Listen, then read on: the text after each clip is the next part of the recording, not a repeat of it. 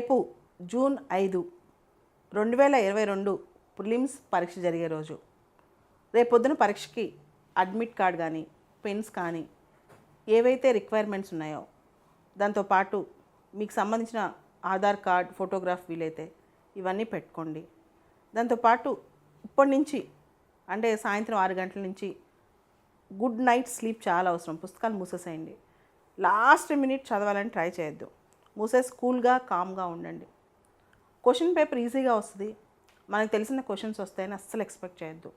Even top ర్యాంకర్కైనా 100 ప్రశ్నల్లో 30 ప్రశ్నల కంటే ఎక్కువ డైరెక్ట్గా తెలిసినవి ఉండవు.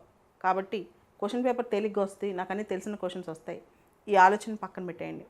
దాంతోపాటు మైండ్ ఎప్పుడైనా స్పాంటేనియస్గా వర్క్ చేస్తేనే ఫిల్మ్స్లో చాలా ఎఫెక్టివ్గా ఉంటుంది.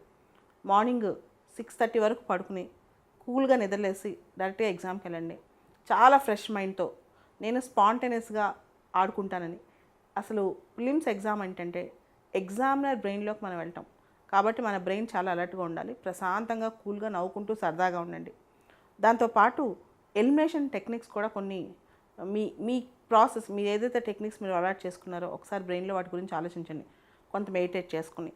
అండ్ ఫిలిమ్స్ పరీక్షలో జనరల్గా జిఎస్ తక్కువ వస్తేమో నమ్మకం లేకుండా సీసాట్ మధ్యాహ్నం పేపర్ కాబట్టి దాని గురించి నెగ్లెక్ట్ చేస్తారు. సీసాట్ని అస్సలు నెగ్లెక్ట్ చేయొద్దు.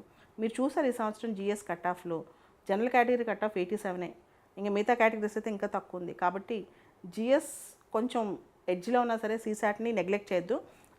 ఫస్ట్ పేపర్ అయిపోయాక సెకండ్ పేపర్కి మధ్య టైంలో జిఎస్లో ఏది కరెక్ట్ ఏది తప్పు అని చెప్పి ఎప్పుడు చెక్ చేసుకోవద్దు. ఎగ్జామ్ అయిపోయాక చెక్ చేసుకోవచ్చు. జిఎస్ అయిపోయిన తర్వాత చెక్ చేసుకోవడం స్టార్ట్ చేయొద్దు. పక్క వాళ్ళతో డిస్కస్ చేయొద్దు.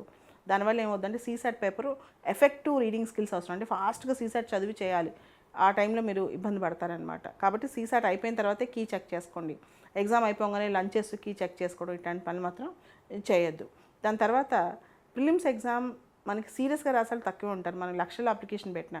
కాబట్టి చాలా జాగ్రత్తగా మనం చేసుకుంటూ పోతే ఈజీగా అవుతుంది. నెగిటివ్ మార్కింగ్ అసలు ఒక క్వశ్చన్కి అసలు ఏమీ తెలియకపోతే ర్యాండమ్గా ఎలా పెట్టాలనే దాని మీద మాత్రం మీ నిర్ణయం చాలా జాగ్రత్తగా తీసుకోండి. నెగిటివ్ మార్కింగ్ మీద ప్రత్యేకంగా దృష్టి పెట్టండి. మరీ ఎక్కువగా విపరీతమైన నెగిటివ్ మార్క్స్ పోతే కూడా పేపర్ దెబ్బతినే అవకాశం ఉంది.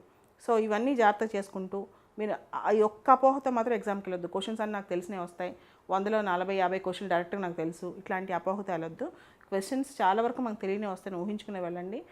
తెలివిగా రకరకాల టెక్నిక్స్తో ఎలిమినేషన్ మెథడ్స్ వాడి ఆన్సర్ చేయడానికి ట్రై చేయండి. అంతేగాని డైరెక్ట్గా నాకు ఇంతే తెలుసు అని పెట్టద్దు. అండ్ ఒకసారి ఓఎంఆర్ షీట్ దిద్దేటప్పుడు ఏ క్వశ్చన్కి ఏ ఆన్సర్ దిద్దుతున్నారో ఒకసారి చూసుకోండి. ఎందుకంటే ఒకసారి చిన్నగా ఓఎంఆర్ షీట్ ఉంటుంది కాబట్టి మన కళ్ళు పై క్వశ్చన్ కింద క్వశ్చన్ పైకి జంబులు అవుతుంటాయి. కాబట్టి నీట్గా చేసుకోండి. టైం మేనేజ్మెంట్ ఎగ్జామ్లో సీసాట్ ఎగ్జామ్లో పర్టికులర్గా టైం సరిపోలేదు అంటారు. ఈవెన్ జిఎస్ ఎగ్జామ్లో కూడా టైం మేనేజ్మెంట్ మీరు ఎగ్జామ్ 10 నిమిషాల ముందే ముగిసేటట్టు చూసుకోండి. టైం మేనేజ్మెంట్ చాలా ఇంపార్టెంట్ ఈ ఎగ్జామ్కి. All the best for films to everyone. And బాగా సీరియస్ చదివితే మీరు ఏమి వరీ అవ్వద్దు. ఇప్పటి నుంచి కూల్గా నిద్రపోండి, ప్రశాంతంగా ఉండండి, మనసు కామ్గా పెట్టుకోండి, మెడిటేట్ చేయండి. ఆల్మోస్ట్ పాస్ అయిపోతారు. All the best.